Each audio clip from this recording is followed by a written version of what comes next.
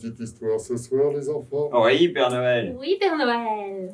Oui, alors, Michel, Oui. Michel. Oui, Père Noël. Bonjour les enfants. Bonjour, Bonjour. bonjour les enfants. Vous êtes prêts pour l'histoire alors? Bien sûr. Alors, ce soir, les Jeux Olympiques de Père Noël. Oh, moi je suis pas très sport, Père Noël. Hein. Tu n'es pas... Oh, mais si, mon petit Michel, je le sais bien.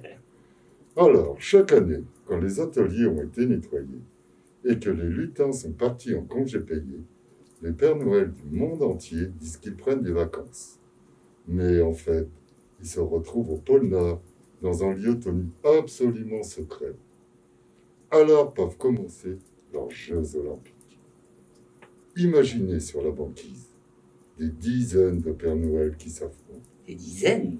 Des dizaines de Pères Noël. Bien sûr, ce n'est pas très pratique pour les reconnaître, puisqu'ils ont tous la même tenue rouge et le même bonnet pointu à pompons. Bah oui. Comme toi. Leurs épreuves sont également un peu spéciales. Il faut faire voler un traîneau sans que personne n'entende les grelots. Ou bien, il faut trouver dans une hotte, les yeux bandés, le train électrique pour le petit Eric, de Jamaïque. Cette année, les arbitres ont même ajouté des difficultés. Comment reconnaître 2 jeux vidéo enveloppés sans ouvrir les paquets?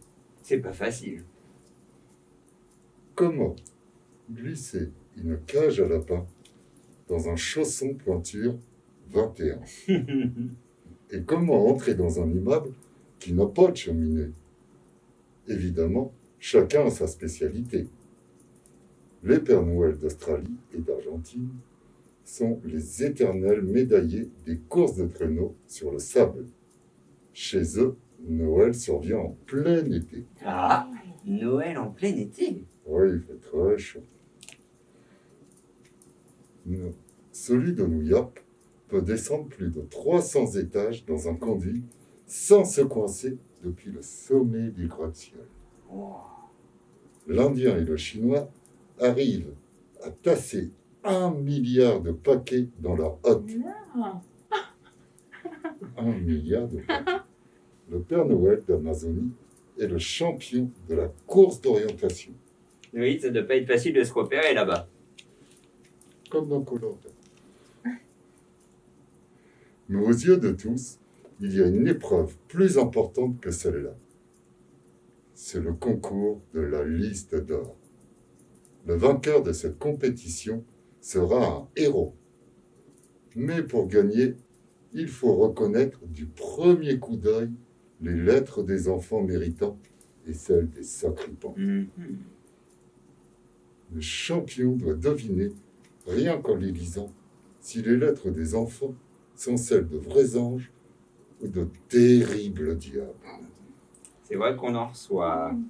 Il y en a des diables. Et il faut un sacré talent pour distinguer ceux qui racontent la vérité et ceux qui ne méritent rien dans leur chanson. Eh bien, mes amis, j'ai une mauvaise nouvelle à vous annoncer. Une très mauvaise nouvelle. Qu'est-ce que c'est? Cette année, celui qui a remporté la médaille d'or de la liste d'or, c'est le Français. Ah! Oui. Oui, vous avez bien lu. C'est le nôtre, notre Père Noël.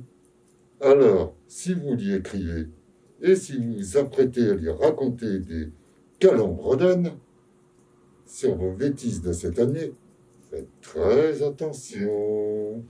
Réfléchissez. Est-ce que vous pensez pouvoir battre un champion olympique? Sacrée histoire, Père Noël, mais c'est vrai que t'es très fort pour distinguer les gentils enfants des moins gentils. Oh oui, ça, je les repère très facilement. C'était une super histoire. Ouais, j'aime bien cette histoire. Vous aimez bien? Oui. Allez, maintenant, il va falloir aller se coucher et surtout, N'oubliez pas de vous brosser les dents. Salut! Bonne nuit.